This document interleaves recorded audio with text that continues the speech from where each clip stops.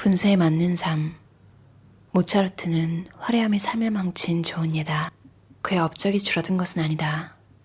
모차르트의 음악적 재능은 사상 최고였는지도 모른다. 하지만 그는 애초부터 꽤나 비참했다. 평생을 소득보다 많이 소비하며 살았다. 그것이 사람을 비참하게 만든다. 찰리먼거의 말들.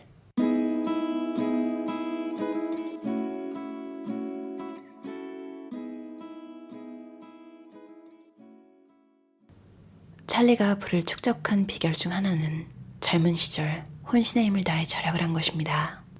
찰리가 처음으로 중고가 아닌 새 차를 산 건 60세가 다 되어서였으며 천만장자가 되고서도 한참이 지난 후에야 고급 주택으로 이사했습니다. 그런 한 푼 한 푼 아낀 돈이 투자 자금이 됩니다. 과소비는 우리를 비참하게 만들 수 있으며 돈을 덜 쓰고 지혜롭게 투자하면 부의 추월차선 위를 달리게 될 겁니다. 합리적 판단은 윤리적 의무다. 필요 이상으로 어리석어지면 절대 안 된다. 칸트와 찰리는 마음의 소리를 따르지 않는 건 패배로의 길이라고 말합니다. 자기 패배는 이성에 반하는 것입니다. 찰리가 보기에 이성적이지 않다는 것은 멍청한 것과 같습니다. 나는 관심 없는 분야에서 크게 성공한 적이 한 번도 없다. 큰 흥미를 느끼는 무언가를 찾지 못하면 제법 똑똑한 사람이라고 해도 크게 성공하기는 힘들 것이다. 무언가에 성공하려면 그것에 대한 열정이 있어야 합니다. 지적 능력보다는 그 열정이 성공 여부에 결정적입니다. 스티브 잡스가 말한 것처럼 일은 삶의 많은 부분을 채울 것이다. 그러므로 진정으로 만족스러운 삶을 사는 유일한 방법은 자신이 위대하다고 생각하는 일을 하는 것이다. 그리고 위대한 일을 할 수 있는 유일한 방법은 자기 일을 사랑하는 것이다. 검소함. 인플레이션을 극복하는 좋은 방법은 어리석은 욕망을 줄이는 것이다. 필요한 물질적 재화의 양을 줄이면 어리석은 욕망이 줄어든다. 찰리와 워런은 삶의 대부분을 성이 중산층의 주택에 살며 오래된 차를 몰고 다녔습니다. 왜 그랬을까요? 생활비를 줄여 투자할 수 있는 현금을 모으기 위해서입니다. 이게 어떻게 두 사람을 인플레이션으로부터 지켜줄까요? 무언가가 필요하지 않으면 무언가를 살 일도 없습니다. 그러니 물건값이 올라간들 무슨 상관이 있겠습니까? 찰리가 계속해서 올라가는 페라리의 신차 가격 때문에 잠을 설친 적이 한 번이라도 있었을까요? 믿을 수 있는 사람을 상대하고 나머지는 인생에서 치우는 건 너무나 유용합니다. 현명한 사람은 해로운 사람을 피하려 하고 그런 사람은 넘쳐납니다. 신뢰할 수 없는 친구와 동업자는 멀리해야 한다는 겁니다. 이는 함축하는 바가 많습니다. 우선 개인의 차원에서는 신뢰를 잃어 가족 구성원과 어울리기 힘들어지면 큰 규모의 가족 모임은 역사 속으로 사라질지도 모릅니다. 사업의 차원에서는 직원이나 거래처의 사람을 믿지 못하면 엄청난 불안과 비효율이 발생합니다. 신뢰는 모든 사업이 부드럽게 굴러가게 하는 윤활유니까요. 운송업체나 병원을 운영한다고 할 때 관리자가 일을 효과적으로 하려면 직원을 믿을 수 있어야 하고 주문한 상품과 물건이 약속한 시간에 배달될 것임을 믿을 수 있어야 합니다. 이것이 불가능하면 심각한 문제가 있는 겁니다. 워런은 65세가 된 이후에 훨씬 더 훌륭한 투자자가 되었으며 이는 나이에 상관없이 거의 모든 사람에게 희망이 있다는 뜻입니다. 학습이란 모든 투자자가 꾸준히 해야 하는 의무입니다. 전자기기와 멀티태스킹으로 점철된 이 세대를 보라. 나는 그들이 독서에만 열중한 워런보다 성공하지 못할 거라고 자신있게 예견한다. 지혜를 원한다면 책상에 엉덩이를 붙이고 앉아라. 그게 지혜를 부른다. 내가 사지 않을 것을 팔지 마라. 존중하고 존경하지 않는 사람 밑에서 일하지 마라. 좋아하는 사람하고만 같이 일하라. 왜 존경하지 않는 사람과 일을 하면 안 될까요? 그가 가르쳐줄 것이 없고 지성과 삶이 나아가도록 돕지 못하기 때문입니다. 왜 좋아하지 않는 사람과 같이 일하면 안 될까요? 일은 삶이고 부유한 삶의 척도 중 하나는 자기 일을 좋아하고 함께 시간을 보내는 사람을 좋아하는 것이기 때문입니다. 일터에서 일하면서 비참함을 느낀다면 아무리 많은 돈을 벌어도 그건 너무나 안타까운 일입니다. 나는 제대로 알지도 못하면서 모든 질문에 자신있게 답을 내놓는 사람을 멀리한다. 나는 자기가 엄청나게 어리석었다고 인정하는 사람을 좋아한다. 실수했을 때 그걸 상기하면 다음에 더 잘하리라는 걸 안다.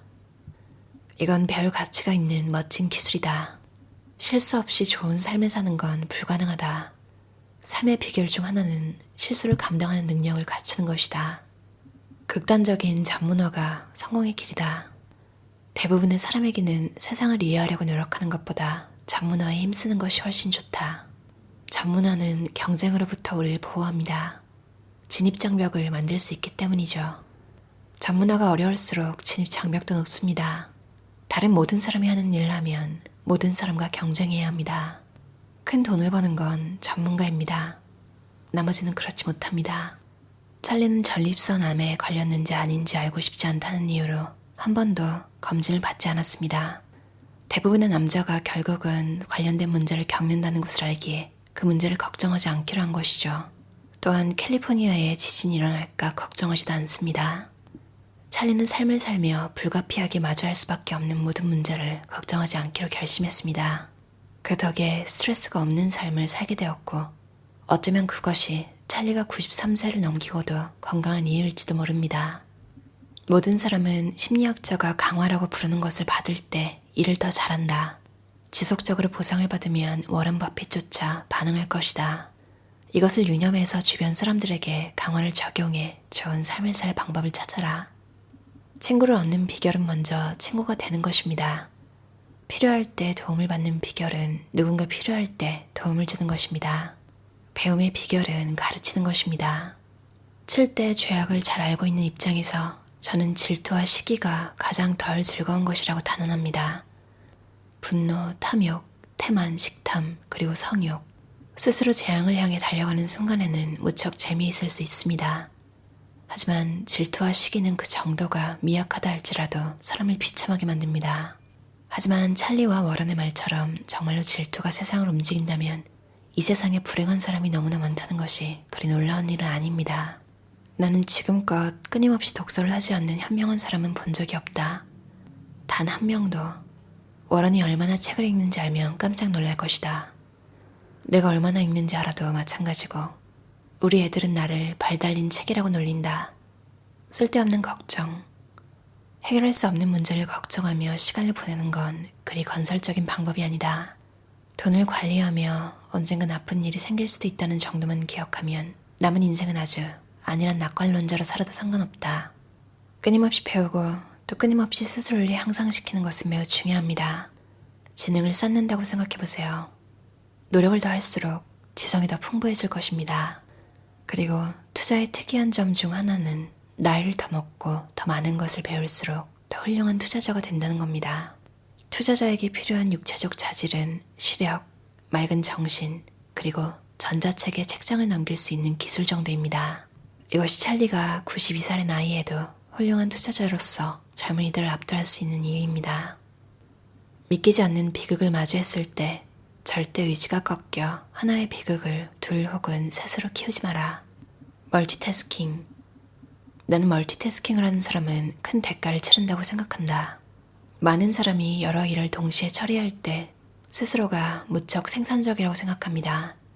찰리는 무언가를 깊이 생각할 시간을 갖지 못하면 깊이 생각을 하는 경쟁 상대가 큰 이점을 갖게 될 것이라 믿습니다. 찰리의 높은 집중력과 통찰력은 월가를 이길 수 있는 찰리만의 경쟁 우위였습니다. 나는 에픽테토스가 가진 삶의 태도가 최고라 생각한다. 에픽테토스는 인생에서 놓친 모든 기회는 예의 바르게 행동할 수 있는 기회이고 무엇인가를 배울 기회이며 기회를 놓친 사람의 의무는 자기 연민에 잠기는 것이 아니라 건설적인 방법으로 끔찍한 충격을 활용하는 것이라고 생각했다. 무척 좋은 생각이다. 루이 빈센티의 원칙을 기억하라. 진실을 말하라. 그러면 거짓말을 기억할 필요가 없을 것이다. 극심한 고통을 잠깐 참는 것이 쉴 새 없는 고통을 겪는 것보다 훨씬 쉽습니다. 주가가 언제 붕괴할지 예측하지 말고 그저 아침에 일어났을 때보다 좀 더 지혜로워질 수 있는 하루를 보내라. 의무를 충실하게 잘 이행하라. 조금씩 매일매일 일을 해결해 나가라. 우리 같은 사람들은 엄청 똑똑해지려고 하는 대신 늘 바보가 되지 않기 위해 노력함으로써 장기적으로 많은 것을 얻었다. 나는 뭔가를 정확히 예측한 적이 한 번도 없다. 나는 정확한 예측으로 돈을 벌지 않는다. 그저 좋은 비즈니스에 들어가 거기에 머물 뿐이다. 사람들은 똑똑해지려고 노력한다. 나는 그저 멍청해지지 않으려고 노력한다. 그런데 그게 사람들이 생각하는 것보다 힘들다. 적당한 사업을 좋은 가격에 사는 것은 잊어라. 대신 훌륭한 사업을 적당한 가격에 구입하라. 어떠셨나요? 데이비드 클라크가 해설한 찰리 먼거의 말들이라는 책이었어요. 문찬호 번역가가 옮기셨고요. 워터베어 프레스 출판사에서 나온 책이에요. 저는 직접 썼든 남이 이렇게 엮었든 좀 유명하거나 성공한 사람이 한 말을 엮은 책들을 읽는 걸 좋아하는데요. 이 책도 만족스럽게 읽었어요. 워런 버핏이 검소하게 사는 건 되게 유명한 이야기잖아요. 적당히 있을 때 그렇게 사는 건 사실 쉽겠지만 돈이 그렇게 많은데도 라이프 스타일을 크게 바꾸지 않고 산다는 건 어떻게 보면 절제를 굉장히 잘한다고 볼 수도 있고, 그리고 또 그게 너무너무 싫은데 계속 그렇게 살진 않을 거 아니에요. 남이 뭐라 하든 자기가 제일 좋아하고 편안한 삶을 계속 사는 사람이구나. 그런 강단 있는 모습이 좀 사람을 좀 되게 멋있게 보이게 하는 것도 있는 것 같아요. 와, 그리고 인플레이션에 대비하는 법 최고지 않나요? 그러니까 돈을 잘 안 쓰는데 뭔가 필요하지 않으면 뭔가를 살 일도 없으니까 물건값이 오르든 말든 상관이 없는 거예요. 기호식품 이런 것도 굉장히 많잖아요. 뭔가 맛을 추구하고 그냥 그걸 먹으면 즐겁고 간식 이런 것들이 가격이 오르거나 비싼 경우가 많은데, 내가 그런 걸 끊을 수 있다면 엄청난 절약이 되겠죠. 특히 담배 피우시는 분들은 담배만 끊어도 엄청난 절약이 될 것 같아요. 그래서 담배를 피우시는 분들은 또 그게 또 인생에 그나마 위안을 주는 그런 효과가 있어서 그걸 또 끊으면 삶의 재미가 없다고 그런 이야기도 들어서 참 그건 자기가 잘 선택해야 되는 것 같아요. 그리고 제가 항상 믿고 있는 이야기가 있는데, 믿을 수 없는 사람과 일하지 말라는. 그리고 제가 예전에도 한번 얘기한 적이 있는데, 팀에서 이상한 사람 있으면 그 사람을 잘 관리하는 것도 팀장의 매니저의 일이라고 생각하거든요. 딱 찰리 먼거의 말들에서 그런 이야기가 나와서 너무 좋았어요. 신뢰할 수 없는 친구와 동업자는 멀리해야 한다는 겁니다. 현명한 사람은 해로운 삶을 피하려 하고, 그렇게 해로운 사람은 넘쳐난다. 맞아요. 진짜 깜짝 놀랄 만한 사상을 가진 사람도 어쩌다 보게 되고, 그럴 때마다 참 갑자기 세상이 좀 무서워지기도 하고, 또 어떻게 보면 너무 좋은 생각만 하고 너무 사람이 다 좋다고만 생각하면 위험할 수 있겠다 이런 생각도 들었어요. 넷플릭스에 배드 비건이라는 프로그램이 있는데 아직 다 보진 않았거든요. 근데 진짜 상상도 못할 정도로 가스라이팅이라는 게 정말 이런 것 같아요. 한 여성 사업가의 내면을 정말 말 하나로 다 흔들어 놓는 과정을 지켜보는 중인데, 저걸 어떻게 믿지? 하다가도 갑자기 또 그럴 수 있겠다 싶더라고요. 내향인 분들, 그리고 또 그 중에서 특히 공감 능력이 뛰어나신 분들 참 항상 조심하셔야 될 것 같아요. 세상에 좋은 사람만 있는 건 아니거든요. 그리고 이해가 안 가는 건 나이가 어느 정도 있고 여러분이 들었을 때 뭔 소리야? 이런 마음이 먼저 든 건, 그건 찰리 먼거의 책에서 말했듯이 여러분의 내면이 말하는 걸 믿어야 돼요. 거기다가 이제 쓸데없는 공감 능력을 발휘해서 이상한 사람들의 논리에 반응을 해주고 막 이해를 해주기 시작하면 엄청난 사건에 휘말리기도 하는 것 같아요. 그러니까 인생이 좀 망가질 수도 있고, 공감 능력은 정말 여러분이 신뢰할 수 있고 여러분에게 이미 증명이 된 사람, 믿을 수 있다고 서로 그런 사람에게 발휘하는 게 좋고, 정말 검증이 되지 않은, 알지도 못하는 사람이 다짜고짜 여러분한테 뭔가 말도 안 되는 이야기를 할 때 그때 어떡하지? 어떻게 너무 안 됐잖아. 이런 이야기를 하면서 뭔가를 요구할 때 진짜 조심하셔야 될 것 같아요. 이게 사람이 남 얘기를 들으면 뭐야 뭘 저런 거에 당하지? 이럴 수 있는데 또 막상 힘들고 외롭고 삶에 지칠 때가 있잖아요. 그럴 때 만약 저런 이상한 사람들이 주변에 나타나면 믿게 되기도 하더라고요.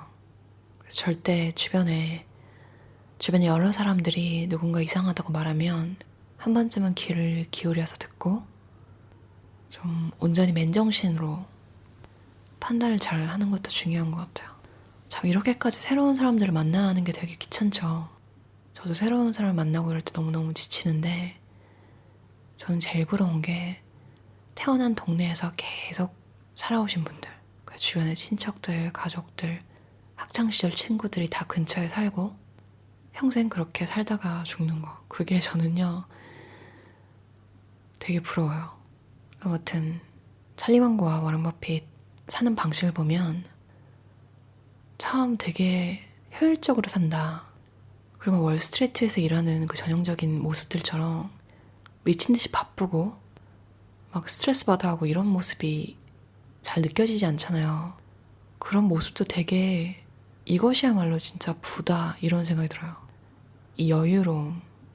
그러니까 나이가 있어서 여러 가지 생각을 더 많이 해서 이런 것도 있겠지만 기본적으로 행복이 뭔지 알면서 자기가 원하는 것을 잘 찾아가는 사람들이라서 이야기를 들을 때마다 좋은 것 같아요. 그럼 오늘도 들어주셔서 감사합니다.